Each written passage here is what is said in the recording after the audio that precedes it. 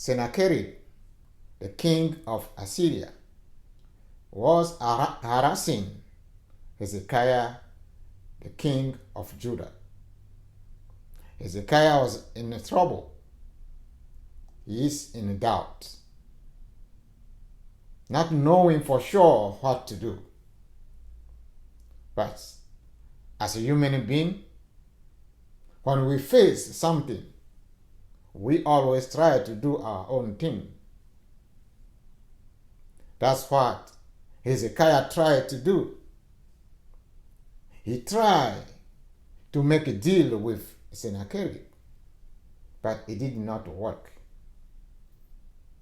As we try our own way, then we try to think about God. Hezekiah, at this point, remember that he can get help from God. But what the enemy usually do, the enemy will discourage you. He will discourage you by using a different way.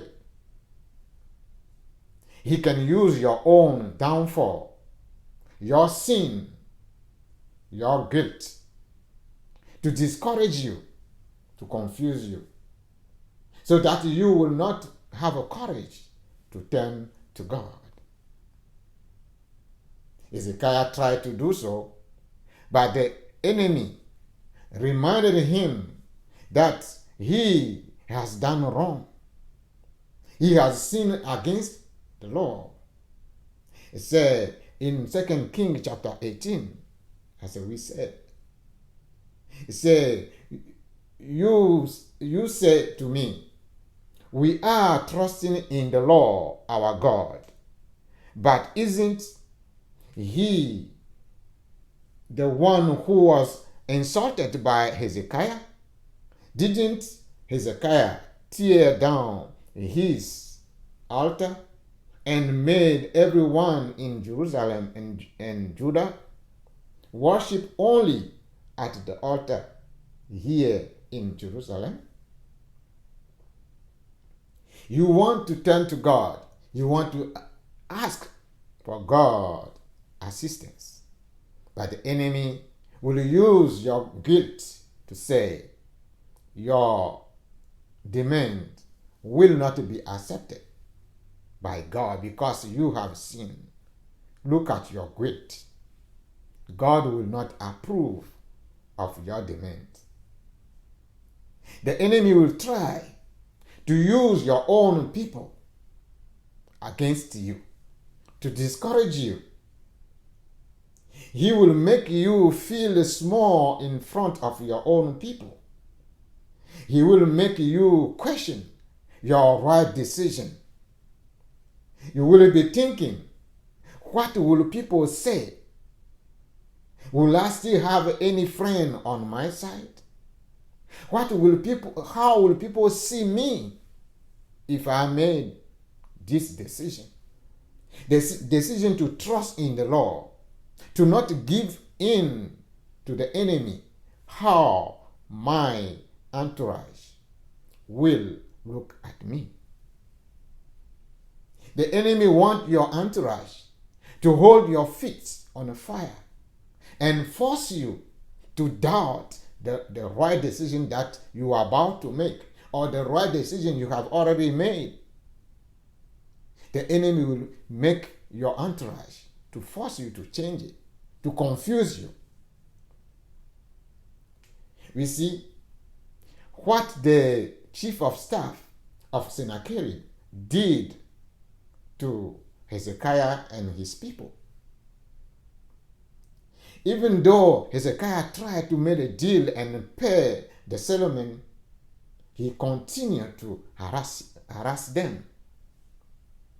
So as he was talking, Hezekiah's people tried to calm him down and say, don't speak in Hebrew, because other people will hear it. The nation will hear it. No, speak to us in Aramaic. No. the chief of staff, understood the game. Oh, the enemy know the game that you are trying to play. So the chief of staff said, okay. He went and speak loud in Hebrew instead of Aramaic, so that everybody can hear it.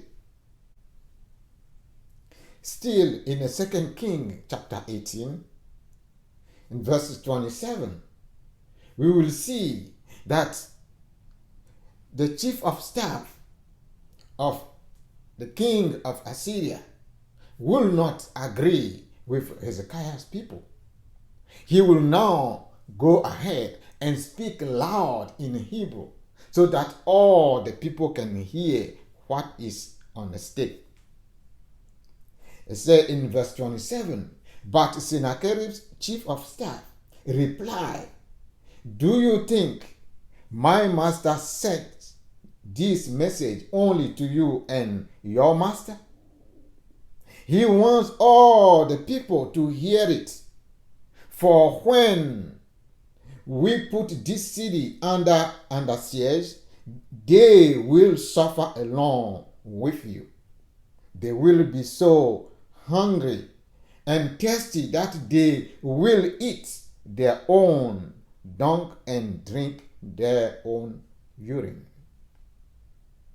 Then the chief of staff stood and shouted in Hebrew to the people on the wall, listen to this message from the great king of Assyria.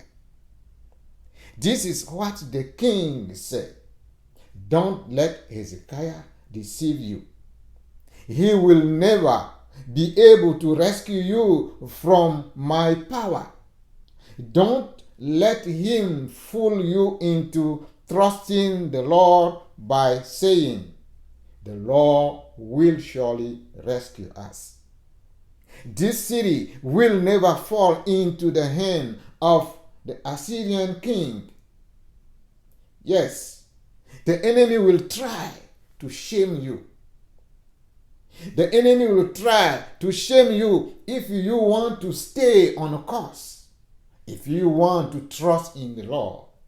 The enemy will try to shame you in the front of people, doubt, so that you can doubt your decision. Say, if I make this decision to trust in the Lord, how will people see me? How will people treat me? Will I still have my friend, my people behind me? That's what the enemy will try to do. The chief of staff continued, say, don't listen to Hezekiah. These are the terms the king of Assyria is offering to you guys. Make peace with me. Don't listen to your king Hezekiah. But here is the choice that my master, the king of Assyria, is giving you. This is the offer. Make peace with me. Open the gate and come out. Then each of you can continue eating from your own grapevine and fig tree and drink from your own well. Yes? Vain promises from the enemy. Then I will arrange to take you to another land like this one, a land of grain and new wine, bread and vineyard, olive grove and honey. Choose life instead of death. You see what the enemy is trying to do? Make you a promises, a vain promise. And here, the king Sennacherib, his chief of staff, they are trying to make a promise the people of Judah.